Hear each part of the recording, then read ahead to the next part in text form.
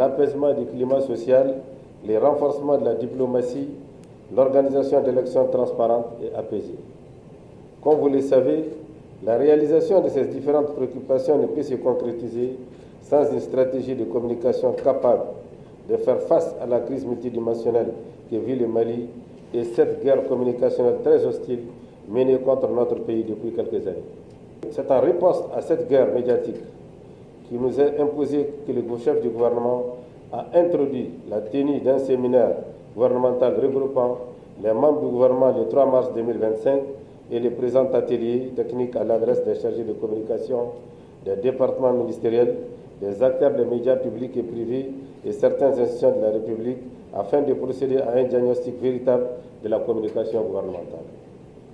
Mesdames et messieurs, messieurs les experts, chers participants, pendant 3 jours, sous la présentation des panélistes chevronnés qui sont ici présents et sous la conduite de modérateurs compétents, vous aurez à examiner plusieurs thématiques sur la communication gouvernementale, à savoir la communication et le terrorisme au XXIe siècle, la guerre informationnelle, la communication gouvernementale à l'ère de la refondation au cas de la cellule de la communication de la présidence, des médias d'État, de la DIRPA, du SIGMA, évaluation de la communication gouvernementale, évaluation et réforme de la fonction des chargés de communication des départements ministériels, difficultés et perspectives.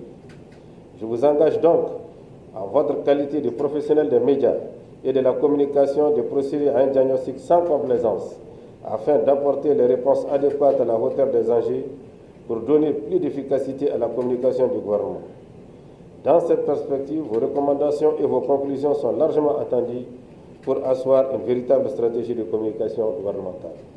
Mesdames et messieurs, distingués assistants, cet atelier doit nous permettre de renforcer le leadership communicationnel des ministres, améliorer la gestion de la communication des crises, structurer une communication proactive et stratégique, renforcer la relation entre les médias et l'opinion publique, intégrer la communication numérique dans l'action gouvernementale, harmoniser la communication gouvernementale. C'est une très bonne chose.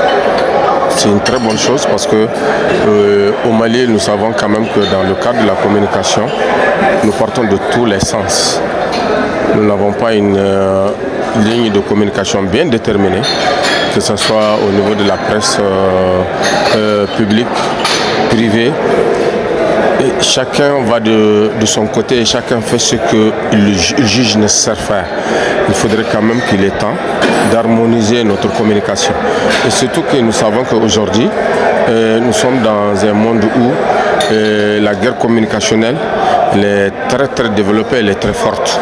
Et si nous prenons le cas du Mali, le Mali est un pays en crise sécuritaire, et le pays est en guerre. Et nous avons nos opposants qui utilisent nos propres médias pour nous faire une autre guerre. C'est une très bonne initiative que le gouvernement quand même a songé et réunir l'ensemble des communicateurs de la presse publique, privée et autres, même les réseaux sociaux, pour que nous puissions discuter et essayer d'harmoniser notre façon de faire, notre façon de communiquer. C'est une très bonne chose. Le conseil que j'ai à dire à nos collègues, c'est que dans la communication, il y a 2 types de communication. Il y a le sensationnel et la communication vraie. Soyons de la communication vraie et non du sensationnel. Parce que le pays n'a pas besoin de sensationnel. Comme je l'ai dit, je l'ai rappelé, nous sommes en guerre. Le Mali a besoin vraiment que nous autres hommes de médias, que nous nous mettons à la disposition de la nation pour l'aider vraiment à se relever. Et l'aider comment? À partir de nos micros, à partir de nos caméras, à partir de nos plumes, pour que nous puissions vraiment jouer la partition pour ce Mali-là. Il n'y a pas plus important que la communication. En temps de guerre, la communication joue plus de 60% le résultat de la guerre. Donc il est important que chaque homme de médias se voit comme soldat de la nation pour donner la bonne information, pour essayer de défendre l'image du pays, essayer de défendre l'image surtout de nos militaires qui sont au front et l'image de la nation. Au niveau du gouvernement, c'est l'appel que j'ai à les lancer, c'est que c'est une bonne chose, c'est une première. Mais il ne faudrait pas que ça soit une dernière. Parce qu'il faudrait quand même qu'il y ait tout le temps, si on peut le dire, que chaque 6 mois, ou bien à défaut de chaque 3 mois, chaque 6 mois, que le gouvernement puisse vraiment réunir les hommes de presse. Parce que le gouvernement, que ce soit de la presse privée ou que ce soit des médias publics, tout ça sont sous la responsabilité du gouvernement. Nous devons tous communiquer pour le gouvernement. Et c'est une bonne chose quand même que le gouvernement nous réunisse pour discuter, débattre des problèmes de la nation, pour nous harmoniser sur ça. Et encore, dire un autre appel au gouvernement, c'est vraiment de mettre le paquet dans la communication. La journée, elle a pris du temps avant de naître, si on peut dire ça comme ça.